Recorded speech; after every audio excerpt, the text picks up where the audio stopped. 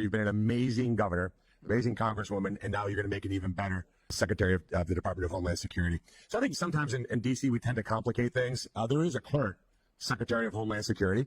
So why don't we take this opportunity to do a little job review and compare and contrast him to you. So just if you don't mind, I'll ask you some questions and you can give me an answer. Secretary Mayorkas allowed you said it, just about 400 people on a terror watch list to come into this country illegally. If you were confirmed as Secretary of Homeland Security, how many people on a terror watch list would you allow into this country? Well, Senator, we would work every single day until we had that number was zero. And if you look at the previous Trump administration over his entire 4 years, in comparison to Joe Biden's number, President Trump, it was 11 that were then removed from the country and face consequences. When you look at the 382 that Joe Biden has let in and the policies continue, is shocking and needs to be changed immediately. Mayorkas let in about 12,000 murderers. How many would you target that let into this country? My goal every day would be have no murderers allowed into this country and our communities. Mayorkas allowed 16,000 rapists. How many would you target to let in? Every day I'd work to make sure that there was none let into this country. He let 600,000, Mayorkas, 600,000 people with criminal convictions. How many would you allow in? We would work every day to make sure people are safe and that those with criminal convictions are immediately removed.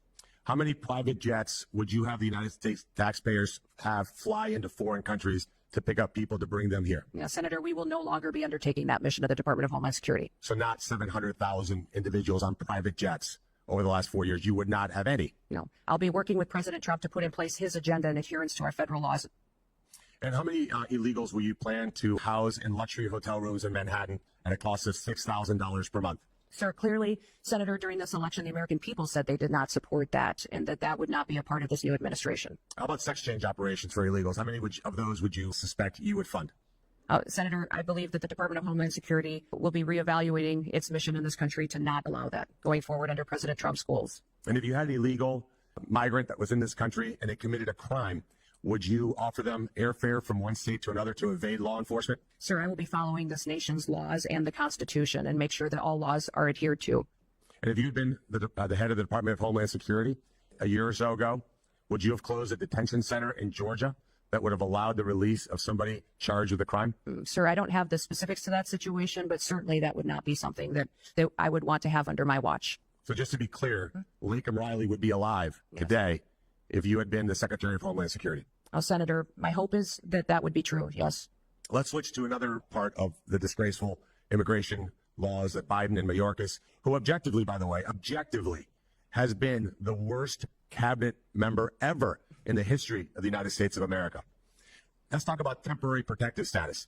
Temporary being the operative word. Mayorkas and Biden just extended temporary protective status again through 2027. Will you continue to corrupt TPS to allow some sort of open borders agenda? And will you use hot weather of 80 degrees and sunny beaches in El Salvador as a reason why people have to stay in America and not safely return? Yes, Senator, this program has been abused and manipulated by the Biden administration, and that will no longer be allowed to allow that and these extensions going forward the way that they are. The program was intended to be temporary, and this extension of over 600,000 Venezuelans as well is alarming when you look at what we've seen in different states, including Colorado, with gangs doing damage and harming the individuals and the people that live there. And in terms of our border, like the physical border, I've been there many times, you've been there many times. Who should be in charge? Who should have operational control of our border? The United States government or the Mexican drug cartels? Well, Senator, the United States needs to control our borders and secure them. So if this were a job interview in the private sector, and you had somebody like Alejandro Mayorkas in charge, and we had the opportunity to upgrade to you, this would be the greatest upgrade in history of the United States of America. But I'm going to end my time with a startling statistic and actually a challenge to the Democrat Party. When Mayorkas was confirmed, every single Democrat voted to confirm him. And 6 Republicans joined all 50 Democrats in that confirmation. If we get to the vote, hopefully, Chairman, we can do that Monday, because we cannot wait one single day without you being in charge of that department. We should have 100%, 100 senators vote for your confirmation. This will be the litmus test, in my mind, as to whether we have a Democrat Party that's actually serious about doing bipartisan things like securing this country and protecting our citizens. Any Democrat that voted for Mayorkas that does not vote for you should be in front of their voters and removed from office. Thank you for serving, Brian.